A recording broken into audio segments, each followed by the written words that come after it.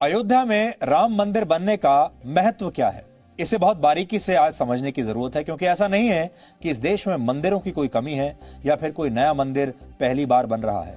सबसे बड़ी बात यह है कि देश को और पूरी दुनिया को यह पता होना चाहिए कि 500 वर्षों से अयोध्या का संघर्ष सिर्फ एक मंदिर बनाने की लड़ाई नहीं थी। भारत अपनी आजादी से पहले करीब 1000 वर्षों से बाहरी हमलावरों से लड़ रहा था। बाहर से आए आक्रमणकारियों ने भारत के धर्म और संस्कृति पर जो हमले किए, उसकी कोई और दूसरी मिसाल नहीं मिलती। इन लोगों ने भारत के धर्म, भारत की संस्कृति, अध्यात्म के किसी भी प्रतीक को मिटाने में कोई कसर नहीं छोड़ी। बार बार इन्होंने भारत के कई प्राचीन और बड़े बड़े मंदिरों को तोड़ा, यानी पूरी सभ्यता को ही समाप्त करना चाहते थे। जैसे गुजरात के सोमनाथ मंदिर को 17 बार नष्ट किया गया और लूटा गया।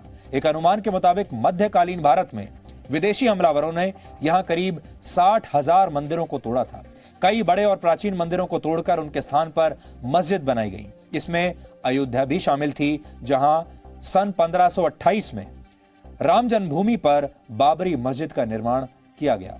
आज कई लोग हमारे समाज के इनटॉलरेंस की बात करते हैं, असहनशीलता की बात करते हैं, लेकिन असहनशील कौन था, यह इतिहास अगर आप ध्यान से पढ़ेंगे तो आपको बता देगा। भारत का समाज हमेशा उदार रहा है। विदेशी आक्रमणकारी बार बार हमारे यहां मंदिर तोड़ते रहे, अत्याचार करते रहे, हमारी सभ्यता को मिटाने की कोशिश करते रहे, लेकिन हमारा समाज उन मंदिरों के खंडरों में बैठकर फिर से संकल्प लेता था कि मौका आएगा तो ये मंदिर फिर से बनाएंगे। और इसीलिए हमारी संस्कृति मिटी नहीं, यानी हमारे समाज की भावनाओं को कोई तोड़ नहीं पाया। वर्ष 1947 में जब भारत को आजादी मिली तो देश के लोगों ने सोचा कि अब इन्हीं मंदिरों का पुनर्निर्माण होगा, लेकिन कितने बड़े अफसोस की बात थी कि ऐसा हो नहीं पाया और समाज को अपनी धार्मिक और सांस्कृतिक विरासत फिर से पाने के लिए एक और नया लंबा संघर्ष करना पड़ा। क्योंकि पहले आप शिकायत किससे करेंगे? बाहर के आक्रमणकारियों से आप शिकायत कर सकते थे, उसके बाद आप अंग्रेजों से शिकायत कर सकते थे कि उन्होंने ऐसा होने नहीं दिया। लेकिन 1947 के बाद तो हमारा अपना शासन था, हमारे देश की अपनी चुनी हुई सरकारें थी, हमारे ही नेता थे। अब किससे शिकायत करेंगे? यह हमारे समाज की उदारता थी, क्योंकि अगर 1947 में आजादी के बाद भारत यह फैसला कर लेता कि जिन मंदिरों को तोड़ा गया था उन सभी मंदिरों का पुनर्निर्माण किया जाएगा, तो फिर इसे कौन रोक सकता था? कोई नहीं रोक सकता था।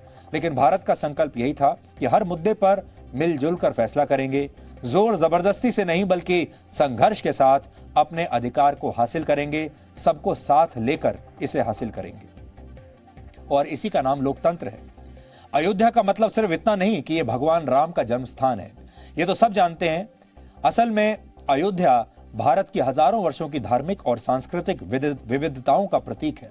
यह पूरे भारत को आज ही नहीं, हजारों वर्षों से जोड़ती रही है। बहुत कम लोगों को यह जानकारी होगी कि जैन धर्म के 5 तीर्थंकरों की जन्मभूमि भी अयोध्या ही रही है। भगवान महावीर ने एक बार अयोध्या के राजा को जैन धर्म की दीक्षा दी थी। भगवान बुद्ध भी खुद को भगवान राम के सूर्यवंश का मानते थे। भगवान बुद्ध भी 16 वर्ष लगातार अयोध्या आए थे। उन्होंने पहली बार किसी राजा को बौद्ध धर्म की दीक्षा दी थी तो वो अयोध्या में ही प्रसन्नजीत नाम के सूर्यवंशी राजा थे। 7वीं शताब्दी में चीन का यात्री ह्वेनसांग भी अयोध्या आया था और उसने अयोध्या को हिंदू, जैन और बौद्ध धर्म का केंद्र बताया था। सिख धर्म के संस्थापक गुरु नानक देव भी वर्ष 1510 में अयोध्या आए थे और राम जन्मभूमि के दर्शन किए थे। इसके बाद गुरु तेग बहादुर और गुरु गोबिंद सिंह जी भी अयोध्या गए थे। अयोध्या के 2 गुरुद्वारों में 3 सिख गुरुओं की स्मृतियां आज भी मौजूद हैं।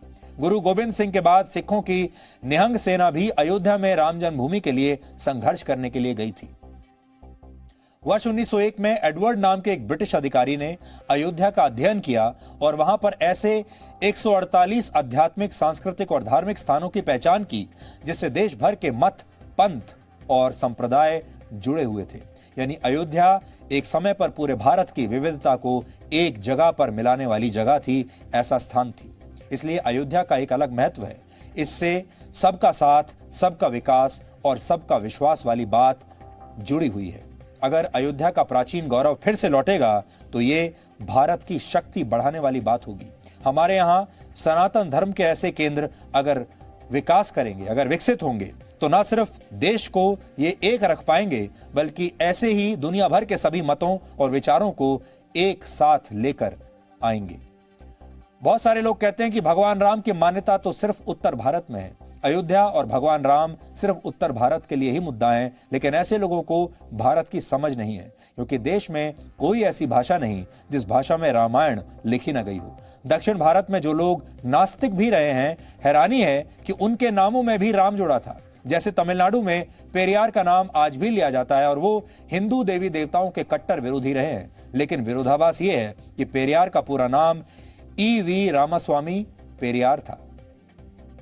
इसी तरह से तमिलनाडु में एमजी रामचंद्रन जैसे बड़े नेता हुए जिनके नाम में राम जुड़ा हुआ था। उन्हीं की वजह से राजनीति में आई जयललिता का भी पूरा नाम जयराम जयललिता था। इसी तरह से आंध्र प्रदेश में एनटी रामाराव नाम के बड़े नेता थे, मुख्यमंत्री भी बने थे। यानी जो लोग राम के नाम पर उत्तर और दक्षिण भारत को बांटने की कोशिश करते हैं, उन्हें भारत के बारे में सही जानकारी नहीं है कि उत्तर हो या दक्षिण, भारत का मूल चरित्र एक ही है और भगवान राम कहीं ना कहीं आपको मिलेंगे और वो सबको जोड़कर रखते हैं।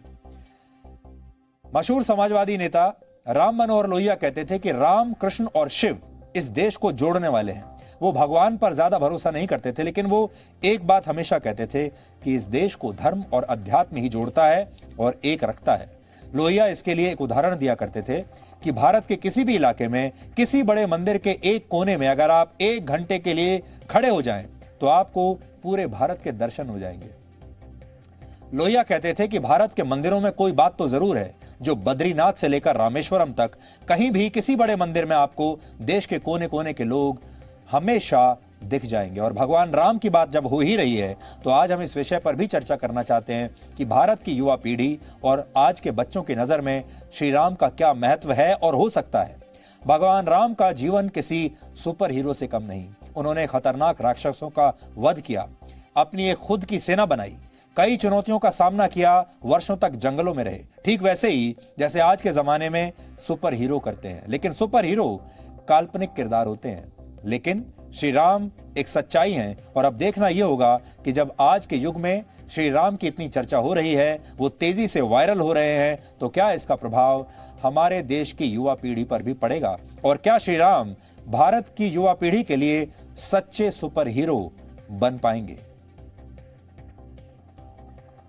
आज जब हम ये खबर आपको सुना रहे हैं कि भगवान राम के चरित्र से हमें सीखना चाहिए, तो बहुत बड़ी बात यह है, अगर आप उनके पूरे जीवन को देखेंगे और उनके बारे में पढ़ेंगे, तो उससे जो समझ में बात आती है वो ये है कि चमत्कार का इंतजार मत कीजिए, पुरुषार्थ कीजिए।